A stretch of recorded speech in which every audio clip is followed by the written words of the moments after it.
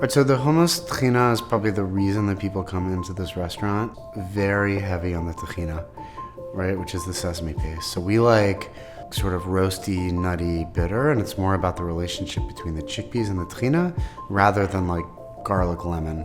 We use garlic lemon. We buzz it, or we let the lemon ceviche and cook the garlic a little bit. We use a little bit of cumin, salt, and what we do is we take that lemon and garlic slurry that's mellowed. We add it to tahina, to the raw 100% sesame paste, and ice water, and we whip it.